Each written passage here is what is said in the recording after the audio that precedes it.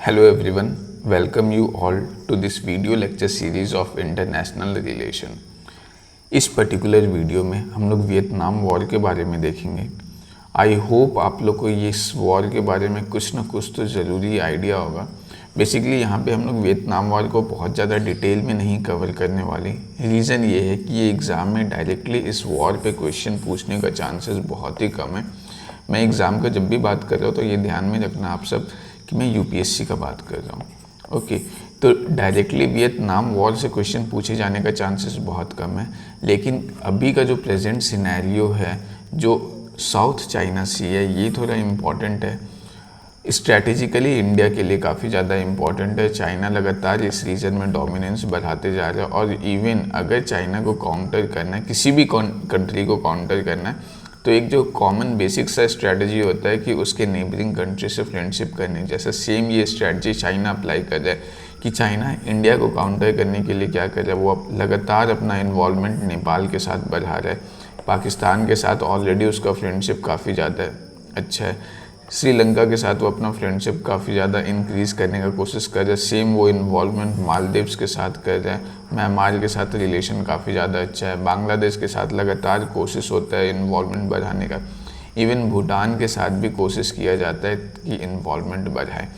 तो ये एक बेसिक सा स्ट्रैटेजी होता है कि कोई भी कंट्री दूसरे कंट्री को चेक देना चाहता है, काउंटर करना चाहता है, तो वो उसके नेबरिंग कंट्रीज़ के साथ पहले रिलेशन अच्छा करे।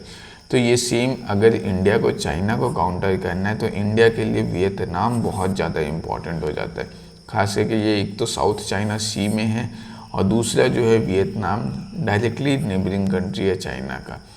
तो अभी इस सिनेरियो को देखते हुए ये इंडिया और वियतनाम का रिलेशन जो है वो कुछ हद तक इम्पॉर्टेंट हो जाता है। ओके, तो इसीलिए इस कॉन्टेक्स्ट में अगर इन फ्यूचर वियतनाम पे क्वेश्चन आए तो हम लोग को वियतनाम का हल्का बेसिक पता होना चाहिए कि वियतनाम कैसा कंट्री है, वहाँ का क्या कल्चर है, किस टाइप का गवर्नमेंट है। ओके, तो ये हो ची मिन है, ये आपको पिक्चर में दिख रहा होगा, ये हो ची मिन है। ये बेसिकली वियतनाम के कम्युनिस्ट लीडर हैं और ये जो वियतनाम है ये इंडो चाइना रीजन में आता है। इंडो चाइना बेसिकली हम लोग इस रीजन को बोलते हैं जो लाओस है, वियतनाम है और कंबोडिया, ये तीनों मिलके कॉम्प्रोमाइज़ करता है इंडो चाइना रीजन। ओके, तो ये ध्यान में रखना है कि जब भी हम लोग इंडो चाइनीज़ पेनिनसुला बोल रहे हैं तो इस पोर्शन का बात कर रहे हैं, वियतनाम, लाओस और कंबोडिया। आई होप आप लोग को पता होगा कि पेनिनसुला किसको बोलते हैं। पेनिनसुला जैसे सपोज कर दो ये लैंड एरिया है और ये लैंड एरिया क्या है, इधर भी सी है इधर भी सी है, मतलब तीन साइड से अगर वो सी से घिरा हुआ है तो उसको पेनिनसुला बोलते हैं। जैसे यहाँ पे हम लोग इस चीज़ को पेनिनसुला बोलेंगे। यहाँ पे अगर हम लोग देखें तो ये आपको पेनिनसुला है। सेम उसी तरह ये वाला पोर्शन जो है ये पेनिनसुला है। तो ये जो है ये इंडो चाइनीज़ पेनिनसुला है, ये वाला पोर्शन जिसमें आपका वियतनाम, लाओस और कंबोडिया है। ओके, तो ये जो है वियतनाम इंडो चाइना वाला रीजन में लाई करता है। वियतनाम का एट प्रेजेंट अगर पॉपुलेशन देखें तो 9.5 करोड़ है, जो उसके साइज़ के हिसाब से काफ़ी ज़्यादा पॉपुलेशन है यहाँ पे। ओके, तो पॉपुलेशन बहुत हद तक डेटा माइन करता है कि कंट्री कितना पावरफुल होने का पोटेंशियल है, क्योंकि पॉपुलेशन उसको मार्केट एक्सेस देता है, पॉपुलेशन उसको पोटेंशियल देता है अपना प्रोडक्टिविटी इंक्रीज़ करने का। ओके, और सबसे बड़ा बात है मार्केट एक्सेस, ये उसको इकोनॉमिकली बहुत ज़्यादा एम्पावर्ड कर देता है किसी भी कंट्री को। अब यहाँ पे ये तो हम सभी ने 9th क्लास या 10th क्लास में पढ़ा ही है कि वियतनाम जो है वो यूएसए को डिफीट कर देता है और ये बहुत ही ज़्यादा फेमस वॉर था जिसमें यूएसए को पूरे वर्ल्ड वाइड क्रिटिसिज्म झेलने को मिलता है। ओके, केवल ऐसा नहीं कि जो यूएसए के बाहर जो सिटीजन्स, यूएसए के बाहर जो लोग या बाकी कंट्रीज़ के थ्रू क्रिटिसिज्म झेलना पड़ता है, बल्कि इवन वियतनाम के जो खुद के यूएसए के जो खुद के सिटीजन्स थे वो भी वियतनाम को काफ़ी ज़्यादा कंडेम करते हैं। सिचुएशन इवन इतना ज़्यादा हो जाता है कि यूएसए में काफ़ी सारा मूवीज़, डॉक्यूमेंट्रीज़ बनाया जाता है जो खुद यूएसए गवर्नमेंट को क्रिटिसाइज़ कर रहे हैं कि वो वियतनाम पे क्यों अटैक कर रहा है। ओके, वियतनाम में क्यों अपना इन्वॉल्वमेंट इंक्रीज़ कर रहा है, क्योंकि इस वॉर में क्या होता है कि यूएसए जो है वो काफ़ी ज़्यादा ह्यूमन राइट्स का वायलेशन करता है। इवन ऐसा कहा जाता है कि इस वॉर में जितना ज़्यादा बॉम्बार्डिंग हुआ था वो पूरा वर्ल्ड वार 2 में जितना बम्बार्डिंग हुआ था उससे भी ज़्यादा अकेले केवल ये यूएसए और वियतनाम का वॉर में बम्बार्डिंग हुआ था। ओके, लेकिन वियतनामीज़ लोग जो है, वियतनाम इस वॉर में फिर भी यूएसए को डिफीट कर देता है, जबकि वियतनाम कोई बहुत ज़्यादा पावरफुल कंट्री नहीं है। ओके, फिर भी डिफीट करना ये बहुत बड़ा अचीवमेंट था वियतनाम का, और यूएसए के लिए बहुत ही बड़ा शेम मोमेंट था वर्ल्ड वाइड। तो इसके पीछे रीज़न क्या है? देखो, एक तो ये है कि वियतनामीज़ लोग जो है वो गोरिल्ला वॉरफेयर में बहुत ज़्यादा एक्सपर्ट है। आई होप आप लोग को गोरिल्ला वॉरफेयर पता होगा, ये शिवाजी का टैक्टिक था। सॉरी, शिवाजी का टैक्टिक नहीं था, शिवाजी भी इस टैक्टिक को यूज़ करते थे। गोरिल्ला वॉरफेयर में क्या होता है कि ये जनरली हिल्स एरिया या डेंस फॉरेस्ट में इस वॉरफेयर टैक्टिक को अपनाया जाता है। जैसे सपोज़ कर लो, ये जो वियतनाम का अगर हम लोग फिजिकल मैप देखें तो ये काफ़ी ज़्यादा डेंस फॉरेस्ट वाला रीजन है। अब फॉरेस्ट में क्या होता है कि छुपना बहुत आसान होता है। तो जैसे अगर सपोज़ कर लो आर्मी इस जगह पे अटैक कर जाए तो ये जो है ये यहाँ से मूव करके इधर कहीं डेंस जंगल में, घने जंगल में छुप गए। उसके बाद जब आर्मी इधर आया तो पता चला ये कहीं और छुप गया, और ये छुपते थे और उसके बाद छुपकर आर्मी पे वॉर करते थे। तो उसकी वजह से क्या होता था कि वॉर जो है वो कभी आमने सामने फ्रंट पे नहीं हुआ, ये हमेशा छुप कर वॉर हुआ। तो जिसकी वजह से क्या हुआ कि जो यूएस सोल्जर्स थे वो यहाँ पे वियतनामीज़ को हराना उनके लिए काफ़ी डिफ़िकल्ट हो जाता है, क्योंकि ये यहाँ का ज्योग्राफी से जो यूएसए सोल्जर्स थे वो उतना ज़्यादा अवेयर नहीं थे। ओके, तो ये हाइडिंग टैक्टिक काफ़ी ज़्यादा बनाया जाता है, इवन सुरंग बहुत ज़्यादा बनाया जाता है इस वॉर में। तो ये ध्यान में रखना है। अभी जो वियतनाम का एट प्रेजेंट जो कैपिटल है वो हनोई है, ये यहाँ पे आपको दिख रहा होगा इस जगह पे, ये हनोई है, ये वियतनाम का कैपिटल एट प्रेजेंट।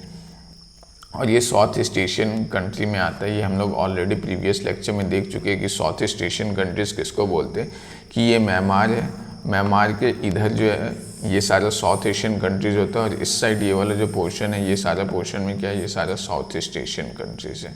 ओके, तो इसके बाद जो है अभी हम लोग देखेंगे कि बेसिकली ये वॉर हुआ क्यों, क्या रीज़न था कि यूएसए और वियतनाम का वॉर हुआ। सिंपल सा है कि वियतनाम जो है,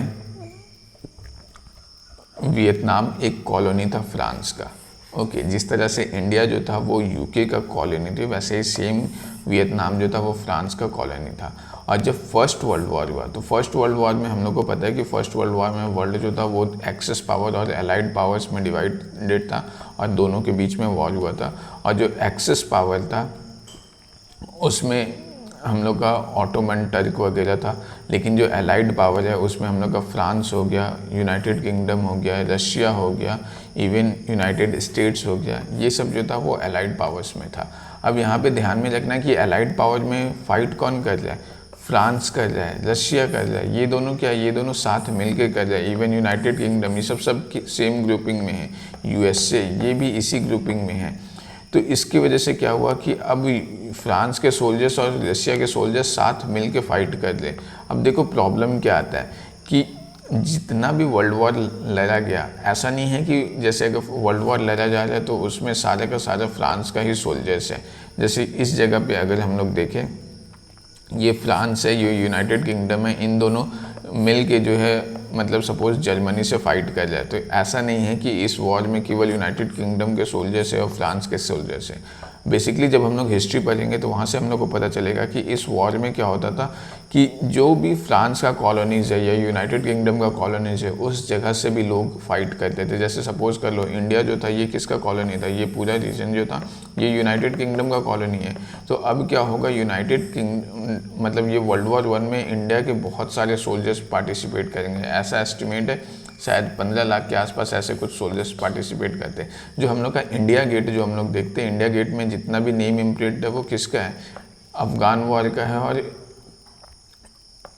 फर्स्ट वर्ल्ड वॉर का है। तो ये ध्यान में रखना है कि वर्ल्ड वॉर जो हुआ था, वर्ल्ड वॉर में केवल इन कंट्रीज़ के सोल्जर्स नहीं पार्टिसिपेट कर रहे थे, इवन इन कंट्रीज़ का जो भी कॉलोनीज़ था उस कॉलोनीज़ के जो भी लोग थे वो पार्टिसिपेट कर रहे थे। और इवन जो कॉलोनीज़ के पीपल थे उनका जो पॉपुलेशन था या उनका जो नंबर्स था वो इनके कंपेयर में बहुत ज़्यादा था वॉर में। इसीलिए तो ये वर्ल्ड वॉर बोलते हैं कि ऑल्दो ये वॉर केवल कुछ कंट्रीज़ के बीच में था, लेकिन कॉलोनीज़ इनका पूरा वर्ल्ड वाइड फैला हुआ था और कॉलोनीज़ के पीपल पार्टिसिपेट कर रहे थे। इसीलिए हम लोग बोलते हैं कि ये तो पूरे देश दुनिया भर का लड़ाई था।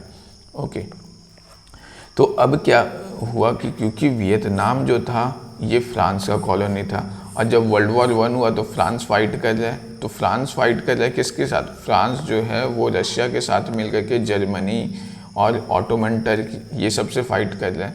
तो अब क्या हो रहा है कि जो भी वियतनाम के सोल्जर्स है वो भी फ्रांस को हेल्प कर रहे हैं, क्योंकि वियतनाम फ्रांस का कॉलोनी है। तो अब क्या है कि वियतनाम के सोल्जर्स जो है ये किसके कांटेक्ट में आते हैं? रशिया के कांटेक्ट में आते हैं। क्यों? क्योंकि फ्रांस और रशिया इस टाइम दोनों साथ मिलके फाइट कर रहे वर्ल्ड वॉर 1 में, और वियतनाम के सोल्जर्स जब रशिया के कांटेक्ट में आते हैं तो उससे क्या होता है? आइडियोलॉजीज़ का एक्सचेंज होता है। अभी रशिया में किस टाइप का आइडियोलॉजी चल रहा है? कम्युनिज्म का आइडियोलॉजी चल रहा है कि इक्वालिटी हो, ठीक है, कोई भी पब्लिक मतलब कोई भी प्रॉपर्टी किसी का पर्सनल नहीं होगा, सारा का सारा जो है वो गवर्नमेंट प्रॉपर्टी होगा, सबको इक्वल एजुकेशन मिलेगा, सबको same quality of health facility, same quality of job opportunity, सब कुछ सबको सेम मिलेगा। मतलब ये बेसिकली इक्वालिटी के प्रिंसिपल पे वर्क कर रहा है। तो इस चीज़ से जो भी वियतनामी सोल्जर्स थे वो बहुत ज़्यादा इंस्पायर्ड होते हैं कि अरे ये तो यूएसएसआर का ये जो कम्युनिज्म का आइडियोलॉजी है ये तो बहुत ही ज़्यादा अच्छा है। ओके, तो वियतनाम से लगभग 1.5 लाख 1.5 लाख सोल्जर्स जो है वो वर्ल्ड वॉर 1 में पार्टिसिपेट करते हैं, और ये जब पार्टिसिपेट करते हैं तो ये यूएसएसआर के सोल्जर्स से या यूएसएसआर का ये जो कम्युनिज्म का आइडियोलॉजी था उससे बहुत ही ज़्यादा इन्फ्लुएंस होते हैं। और जब वर्ल्ड वॉर 1 ख़त्म होता है और ये वापस जब वियतनाम आते हैं ये सोल्जर्स, तो ये सोल्जर्स जो है फिर क्या कहते हैं, ये कम्युनिज्म का बहुत ज़्यादा प्रीच करना स्टार्ट करने लगते हैं, उसका प्रचार प्रसार एडवर्टाइज करना स्टार्ट करते हैं कि देश में जो है वो सिस्टम जो है पॉलिटिकल सिस्टम वो कम्युनिज्म का होना चाहिए। ओके, और इसके बाद से ये स्ट्रगल शुरू हो जाता है कि नहीं, ये जो वियतनाम वाला रीजन है यहाँ पे कम्युनिस्ट गवर्नमेंट का फॉर्मेशन करना पड़ेगा। मतलब जिस तरह से इंडिया में फ्रीडम स्ट्रगल चल जाता है वैसे ही वियतनाम में फ्रांस के अगेंस्ट जो है वो फ्रीडम स्ट्रगल चल जाता है वियतनामीज पीपल लोग का, और वहाँ पे ये डिमांड रहता है कि नहीं, हम लोग जब नया गवर्नमेंट बनाएंगे तो वो कम्युनिस्ट गवर्नमेंट हो। ओके, तो ये हम लोग देख चुके हैं कि हो ची मिन जो थे वो कम्युनिस्ट पार्टी के लीडर थे। यहाँ पे हम लोग हो ची मिन का पिक्चर ऑलरेडी देख चुके हैं। ये जो थे ये कम्युनिस्ट पार्टी के लीडर थे। अब यहाँ पे जब ये फ्रीडम मूवमेंट स्टार्ट होता है वियतनाम का फ्रांस के अगेंस्ट, तो उसके बाद 2 सितंबर 1945 को क्या होता है, जब वर्ल्ड वॉर 2 ख़त्म होता है, और हम लोग देख चुके हैं कि जब वर्ल्ड वॉर ख़त्म होता है तो उसके बाद ये वाला जो पूरा यूरोप का रीजन है ये काफ़ी ज़्यादा इकोनॉमिकली वीक हो जाता है।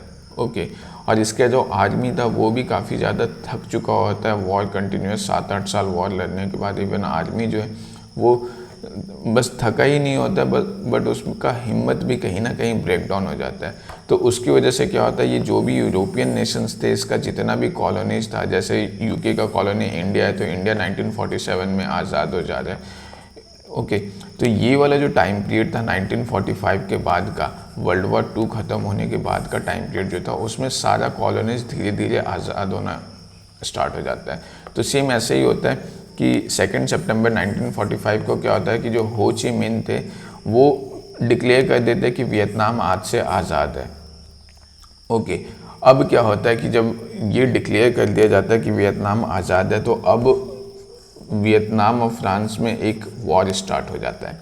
अब जो वियतनामीज पीपल थे, ये वियतनामीज पीपल क्या चाहते थे, ये चाहते थे कैसा गवर्नमेंट फॉर्म हो, कम्युनिस्ट गवर्नमेंट फॉर्म हो। रीज़न हम लोग देख चुके, वर्ल्ड वॉर 1 से जो भी सोल्जर्स थे वो इस आइडियोलॉजी से काफ़ी ज़्यादा इंस्पायर हो गए थे। और जो फ्रांस है जो कि इसको रूल कर रहा था, वियतनाम को रूल कर रहा था, ये जो है ये कभी चाहेगा कि कम्युनिस्ट आइडियोलॉजी हो नहीं, क्योंकि फ्रांस हो गया, यूके हो गया, यूएस हो गया, ये सब के सब कैपिटलिस्ट कंट्री थे। तो इसीलिए ऑल द वॉर तो हो जाता फ्रांस और वियतनाम के बीच में, लेकिन ये वॉर जो था वो 2 आइडियोलॉजीज़ के बीच में भी था। और 2 आइडियोलॉजीज़ के बीच में जब हो जाए तो फ्रांस का सपोर्टिंग आइडियोलॉजी में कौन हो गया, यूके हो गया, यूएस हो गया, ये तीनों के तीनों क्या हैं, कैपिटलिस्ट आइडियोलॉजी के, तो ये दोनों भी सपोर्ट करेंगे। लेकिन वियतनाम के केस में क्या है, वियतनाम को कम्युनिस्ट आइडियोलॉजी वाले सपोर्ट करेंगे। उस टाइम कम्युनिस्ट आइडियोलॉजी किसका था, रशिया का था, चाइना का था। तो वियतनाम को बैकिंग मिल जाता चाइना और रशिया से, फ्रांस को बैकिंग मिल जाता यूके और यूएस से। और रिज़ल्ट क्या होता है, रिज़ल्ट ये होता है कि 1954 में ये फ्रांस और वियतनाम के बीच का वॉर ख़त्म होता है, और इस वॉर में फ्रांस जो है वो बहुत ही बुरी तरह से हार जाता है। ओके। और इसके बाद 1954 में जेनेवा कन्वेंशन साइन होता है, यहाँ पे एक ट्रीटी साइन होता है जिसमें ये डिक्लेयर होता है कि वियतनाम जो है वो फ्रांस से आज़ाद हो चुका है, लेकिन साथ ही साथ यहाँ पे वियतनाम को एक नुकसान भी होता है। बेसिकली इस वॉर के बाद क्या होता है, जो ट्रीटी साइन होता है उसमें वियतनाम को 2 फैक्शन में डिवाइड कर दिया जाता है, क्योंकि बेसिकली यहाँ पे हो क्या जाता, सिंपल सा ये था कि वियतनाम जो था वो कम्युनिस्ट गवर्नमेंट चाह रहा था और ये जो था फ्रांस जो था वो डेमोक्रेटिक या कैपिटलिस्ट गवर्नमेंट चाह रहा था। तो अब यहाँ पे क्या होता है कि इस वॉर में जो जेनेवा कन्वेंशन होता है 1954 का, इसमें जो ट्रीटी साइन होता है उसके अकॉर्डिंग ये जो लाइन है ये 17th पैरेलल है, ये लैटिट्यूड है 17 डिग्री लैटिट्यूड, ठीक है। तो ये 17 नॉर्थ में जो लैटिट्यूड है इसके पैरेलल क्या होता है, वियतनाम को डिवाइड कर दिया जाता है। ऊपर वाला पोर्शन जो इसको बोला जाता है डेमोक्रेटिक रिपब्लिक ऑफ वियतनाम और नीचे वाले को बोला जाता है रिपब्लिक ऑफ वियतनाम। ये ध्यान में रखना है कि जो ऊपर वाला नॉर्थ वियतनाम है जिसको हम लोग डेमोक्रेटिक रिपब्लिक ऑफ वियतनाम बोल रहे हैं, ये कम्युनिस्ट है, ये यहाँ पे कम्युनिस्ट पार्टी का शासन था। और ये जो रिपब्लिक ऑफ वियतनाम है इस जगह पे डेमोक्रेटिक पार्टी था, मतलब यहाँ पे कम्युनिस्ट गवर्नमेंट नहीं था। आई होप आप लोग को यही पता होगा कि रिपब्लिक किसको बोलते हैं। रिपब्लिक का सिंपल सा मीनिंग होता है कि ऐसा कोई भी स्टेट जिसका हेड जो है वो इलेक्टेड हो। जैसे इंडिया को हम लोग रिपब्लिक बोलते हैं क्योंकि कि इसका हेड कौन है, प्रेसिडेंट, और प्रेसिडेंट क्या है, इलेक्टेड है, ओके। लेकिन हम लोग यूके यूनाइटेड किंगडम को रिपब्लिक नहीं बोलते, क्यों, क्योंकि यूनाइटेड किंगडम का जो हेड है वो इलेक्टेड नहीं है, वो तो मोनार्क है ना, वहाँ पे किंग और क्वीन का शासन हमेशा से चलता आ रहा है कि जो भी हेड ऑफ द स्टेट होगा वो किंग होगा या क्वीन होगा। लेकिन इंडिया के केस में क्या है कि हेड ऑफ द स्टेट क्या होगा, इलेक्टेड होगा। तो जहाँ पे भी head of the state elected होता है उसको रिपब्लिक बोलते हैं, ओके। ये बस ऐसे ही साइड इन्फॉर्मेशन था। तो ये हम लोग देख चुके कि जो वियतनाम है उसको बाइफर्केट कर दिया गया था नॉर्थ वियतनाम में और साउथ वियतनाम में। जो नॉर्थ वियतनाम था वहाँ पे कम्युनिस्ट गवर्नमेंट था, तो ऑफकोर्स वहाँ पे जो रूलर होंगे वो कौन होंगे, हो ची मिन। जो साउथ वियतनाम है वहाँ के लीडर किनको बनाया गया, नगो दीन दाइम को। ये जो थे ये डेमोक्रेटिक गवर्नमेंट था। यहाँ पे ये जो था इन लोग का आइडियोलॉजी साउथ वियतनाम में क्या था, कैपिटलिस्ट का था। ये ध्यान में रखना है कि यहाँ पे जो ये नगो दीन दाइम को बनाया गया था ये एक टाइप का पपेट गवर्नमेंट था, किसका, यूएसए का, ओके। तो अब क्या होता है कि जब ऊपर में ये वाला पोर्शन को कम्युनिस्ट आइडियोलॉजी में, मतलब ऊपर वाला पोर्शन में कम्युनिस्ट आइडियोलॉजी के लोग हैं, यहाँ पे जो है वो कम्युनिस्ट आइडियोलॉजी का गवर्नमेंट है। और जो रिपब्लिक ऑफ वियतनाम है, जो साउथ वियतनाम है, इसमें कैपिटलिस्ट आइडियोलॉजी का जो गवर्नमेंट है। तो अब क्या किया जाता है कि जो यहाँ पे नॉर्थ वियतनाम के लोग हैं, जो कम्युनिस्ट आइडियोलॉजी के लोग हैं, वो धीरे धीरे अपने लोगों को भेजना स्टार्ट करते हैं इस जगह पे साउथ वियतनाम में, ओके। पर्पस क्या था, पर्पस ये था कि यहाँ पे लोगों को जागरूक करें कि किस तरीके से जो कम्युनिस्ट आइडियोलॉजी है वो वे बेटर देन है कैपिटलिस्ट आइडियोलॉजी। तो ये धीरे धीरे होना स्टार्ट हो जाता है और काफ़ी सारे जो साउथ वियतनाम के लोग हैं ये धीरे धीरे कम्युनिस्ट आइडियोलॉजी से इंस्पायर होना स्टार्ट हो जाते हैं, ओके। और जब ऐसा होता है तो ये एक डर सा हो जाता है कि एक तो पहले वियतनाम था, ये ऑलरेडी वॉर जीत चुका था, ऊपर से ये कम्युनिस्ट आइडियोलॉजी हो गया था।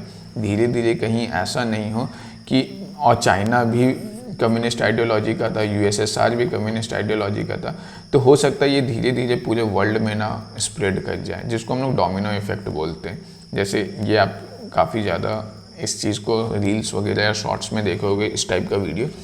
बेसिकली डोमिनो इफेक्ट में क्या होता है कि जैसे सपोज कर लो ये एक प्लेट है, ये अगर जैसे ही गिरता है तो ये क्या होगा, धीरे धीरे सारा प्लेट जो है वो गिरना स्टार्ट होगा और ये पूरा का पूरा सब का सब गिर जाएगा। तो सेम डोमिनो इफेक्ट होता है कि सपोज कर लो एक कंट्री था वियतनाम, ये मान लो कि ये पहले कम्युनिस्ट आइडियोलॉजी हुआ तो उसके नेबरिंग कंट्री वाला उससे इन्फ्लुएंस है, फिर कम्युनिस्ट आइडियोलॉजी अडॉप्ट करेगा और धीरे धीरे सारे नेबरिंग कंट्रीज जो है वो कम्युनिस्ट आइडियोलॉजी अडॉप्ट करने लगेंगे। तो हो सकता है एक टाइम ऐसा आए जब पूरा का पूरा वर्ल्ड जो है वो कम्युनिस्ट आइडियोलॉजी से इंस्पायर हो जाए। तो ये सिचुएशन नहीं आए, इसीलिए अब क्या होता है कि यूएसए जो है यहाँ पे मिलिट्री इंटरवेंशन कर देता है, क्योंकि उसको फियर था कि जिस तरीके से लोग जो है वो कम्युनिस्ट आइडियोलॉजी से इन्फ्लुएंस हो रहे हैं, ये कहीं ना कहीं कल को पूरे वर्ल्ड को कम्युनिस्ट बना सकता है। तो इसकी वजह से क्या होता है कि यूएसए जो है वो क्या कहते हैं, अपना पूरा मिलिट्री एडवाइजर्स वगैरह को साउथ वियतनाम में भेज देता है। ये साउथ वियतनाम कौन सा था, डेमोक्रेटिक वाला पार्ट था, कैपिटलिस्ट आइडियोलॉजी वाला पार्ट था, ओके। लगभग 5 lakh US army personnel, US के सोल्जर्स जो है वो वियतनाम में जाते हैं। ओके, और यहाँ पे यूएसए और वियतनाम के बीच में वॉर होता है। और ये वॉर का मेन रीज़न क्या था? सिंपल सा आइडियोलॉजी। यूएसए को ये फियर था कि वियतनाम कम्युनिस्ट हो गया, धीरे धीरे ये जो है ये साउथ वियतनाम को भी कम्युनिस्ट बना देगा, और फिर आगे चल के ये पूरा ये जो रीजन है साउथ ईस्ट एशिया वाला, वो पूरा रीजन धीरे धीरे डोमिनो इफेक्ट के कारण कम्युनिस्ट बन सकता है। ओके, फाइनली जो है इस 1976 में क्या होता है, जो नॉर्थ वियतनाम है और साउथ वियतनाम, ये दोनों को यूनाइट कर दिया जाता है, क्योंकि इसका सिंपल सा जो आंसर है, मतलब जो आउटकम है वो हम लोग को पता है कि जो यूएसए है वो इस वॉर में जो है वो उसका बहुत बुरी तरह डिफीट होता है। ओके, तो उसकी वजह से क्या होता है 1976 में नॉर्थ वियतनाम और साउथ वियतनाम को वापस रीयूनाइट कर दिया जाता है, और यही वियतनाम का विक्ट्री था। यूएसए सिर्फ इस वॉर को लूज़ नहीं करता है, उसको पूरे वर्ल्ड में कंडेम किया जाता है। ओके, काफ़ी ज़्यादा निंदा होता है। इवन इसके जो सिटीजन्स थे, जो जैसा हम लोग ऑलरेडी देख चुके हैं, वो खुद मतलब यूएसए गवर्नमेंट को कंडेम करते हैं कि ये बहुत ही गलत हुआ, क्योंकि जिस तरीके से ह्यूमन राइट्स का वायलेशन हुआ था वो बहुत ही ज़्यादा निंदनीय था। फिर इंडिया वियतनाम रिलेशन के बारे में अब हम लोग देख लेते हैं, क्योंकि मेन जो क्वेश्चन आएगा वो इसी से आएगा। ये तो बैकग्राउंड इन्फॉर्मेशन था जो हम लोग को हमेशा ध्यान में रखना है कि वियतनाम जो है वो एक कम्युनिस्ट कंट्री है। ओके, और वियतनाम और यूएसए का रिलेशन ऑल्दो अभी कुछ हद तक ठीक है, क्योंकि अभी जो है दोनों का राइवल कंट्री कौन सा हो जाता है, दोनों के लिए ये जो है चाइना है। क्योंकि अभी क्या है कि चाइना जो है वो लगातार अपना इन्फ्लुएंस ये साउथ चाइना सी में इंक्रीज़ करते जा रहे हैं। तो अभी कुछ हद तक कहीं ना कहीं वियतनाम जो है इसको अभी बाकी बड़े पावर्स का ज़रूरत है, सपोर्ट का ज़रूरत है, ताकि इस रीजन में जो है इस रीजन में बैलेंस ऑफ पावर को मेंटेन किया जा सके। और इसीलिए अभी ऑटोमेटिक देखो कि अब क्या होगा, जैसे ही चाइना इस रीजन में अपना डोमिनेंस बढ़ाएगा तो वियतनाम का फ्रेंड्स कौन बनेगा? वियतनाम का फ्रेंड्स वो सारे कंट्रीज़ बनेंगे जो चाइना के राइवल है, या मतलब जिनका चाइना मतलब जो चाइना के एनिमी कंट्री बोल सकते हैं, जो चाइना से कम्पीट कर रहे हैं। जैसे इंडिया है, इंडिया वियतनाम का ऑटोमेटिक फ्रेंड बन जाएगा, जापान वियतनाम का ऑटोमेटिक फ्रेंड बन जाएगा, यहाँ पे यूएसए जो है ये भी इवन वियतनाम को हेल्प करेगा। तो ये अभी हम लोग को इस कॉन्टेक्स्ट में अभी वियतनाम जो है ये बहुत ज़्यादा इम्पॉर्टेंट हो जाता है, जो हम लोग ऑलरेडी डिस्कस कर चुके हैं। तो इवन वियतनाम और इंडिया का अगर हम लोग रिलेशन देखें, इंपॉर्टेंस देखें, तो देखो जब कंबोडिया और वियतनाम के बीच में जब वॉर हुआ था तो वहाँ पे भी इंडिया जो है ये वियतनाम को सपोर्ट किया था। ओके, इवन 1992 में क्या होता है कि जो साउथ चाइना सी वाला रीजन है, ये वाला रीजन, यहाँ पे क्या होता है कि यहाँ पे भी ऑयल बहुत ज़्यादा पाया जाता है। तो ये जो ऑयल एक्सट्रैक्शन प्रोजेक्ट जो था वो वियतनाम जो है वो ये प्रोजेक्ट किसको देता है? ये इंडिया को देता है। ओके, तो इकोनॉमिकली भी ये इंडिया के लिए काफ़ी ज़्यादा बेनिफिशियल है। इवन अगर स्ट्रैटेजिक पॉइंट ऑफ व्यू से देखें, डिफेंस के पॉइंट ऑफ व्यू से देखें, तो वियतनाम इंडिया के लिए बहुत ज़्यादा इंपॉर्टेंट हो जाता है, क्योंकि साउथ चाइना सी जो है ये बहुत ही इंपॉर्टेंट लोकेशन है वर्ल्ड में। ओके, जो बहुत ज़्यादा सारा ट्रेड जो होता है वो इसी रीजन से होता है, खास करके रशिया का ट्रेड हो गया या जापान का ट्रेड हो गया, तो ये वाला एरिया जो है ये बहुत ज़्यादा इम्पॉर्टेंट हो जाता है। तो इसीलिए स्ट्रैटेजिक पॉइंट ऑफ व्यू से इंडिया के लिए ये रीजन बहुत ज़्यादा इंपॉर्टेंट है, क्योंकि सिंपल सा बात है, किसी भी जगह का अगर बैलेंस ऑफ पावर ख़राब होगा तो उस जगह का ज्योग्राफी तो नहीं लेकिन पॉलिटी जो है वो जरूर बिगड़ जाता है। ओके, वर्ल्ड पॉलिटी बहुत ज़्यादा अफेक्टेड होता है। तो इंडिया और वियतनाम दोनों जो है, इवन इंडिया और वियतनाम के बीच में एक एग्रीमेंट भी साइन हुआ था, जिसमें इंडिया और वियतनाम दोनों ये डिसाइड करते हैं कि जो भी सीक्रेट इन्फॉर्मेशन होगा या जो भी कॉन्फिडेंशियल इन्फॉर्मेशन होगा वो दोनों कंट्री एक दूसरे के साथ शेयर करेंगे। ओके, इवन इंडिया और वियतनाम का एक नेवी एक्सरसाइज होता है जिसका नाम है विनबैक्स। विनबैक्स का फुल फॉर्म है V for Vietnam, I for India, IN for India, B for bilateral, A for army, और X जो है वो एक्सरसाइज का X है। ओके, अब यहाँ पे क्या है, यहाँ पे दोनों कंट्री जो है वो एक दूसरे को हेल्प करते हैं एंटी टेररिज्म एक्टिविटी में, दोनों टेररिज्म को फाइट करने के लिए एकजुट हैं। इवन अभी रिसेंटली ये 2022 या 23 का न्यूज़ है कि रिसेंटली इंडिया जो है वो अभी INS कृपान जो है ये वियतनाम को गिफ्ट किया था। देखो ये INS कृपान कुछ इस टाइप का दिखता है। इसमें क्या है, इसमें वेपन्स वगैरह या सेंसर्स वगैरह लोडेड होते हैं, और जो हेल्प करता है मतलब बहुत सारा ह्यूमैनिटेरियन असिस्टेंस प्रोग्राम में वगैरह। ओके, तो आई होप आप लोग को ये जो है इंडिया और वियतनाम रिलेशन समझ में आया होगा। ये जो है यहाँ पे ध्यान में रखना है कि यहाँ पे वॉर का स्टोरी कोई बहुत ज़्यादा इंपॉर्टेंट नहीं है। आप इसको एज अ एग्जाम्पल कहीं पे कोट कर सकते हो ऐसे राइटिंग वगैरह में, लेकिन एज सच यहाँ पे डायरेक्टली क्वेश्चन वियतनाम वॉर से यूपीएससी में नहीं पूछा जाएगा। जो क्वेश्चन पूछा जाएगा वो इंडिया और वियतनाम के रिलेशन से होगा। तो आपको इस टॉपिक को करंट अफेयर से अपडेट रखना है कि इंडिया और वियतनाम का रिलेशन, या सपोज कर लो इंडिया और साउथ चाइना सी का जो सिनेरियो है, या पैसिफिक इंडो पैसिफिक रीजन का जब क्वेश्चन आएगा तो उस जगह पे आप वियतनाम का इम्पोर्टेंस को मेंशन कर सकते हैं। ओके, तो ये चीज़ ध्यान में रखना है। और एक चीज़ और मैं बताना चाहूँगा कि अभी जो है हम लोग ये इंटरनेशनल रिलेशन का सीरीज़ कवर कर रहे हैं, जिसमें यूपीएससी के अकॉर्डिंग जो भी इंटरनेशनल रिलेशन का सिलेबस है वो पूरा का पूरा हम लोग इस वीडियो लेक्चर सीरीज़ में कवर करेंगे।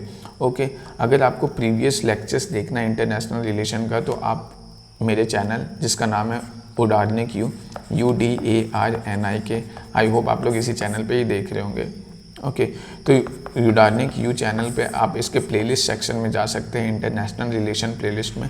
वहाँ पे आपको यूपीएससी से रिलेटेड जो भी पूरा होल जो इंटरनेशनल रिलेशन का सीरीज़ है वो आपको मिलेगा। अभी ये लेक्चर कंटिन्यू हो जाए और ये पार्ट 10 है इस लेक्चर सीरीज़ का। ओके, तो thank you very much for watching this video. Okay.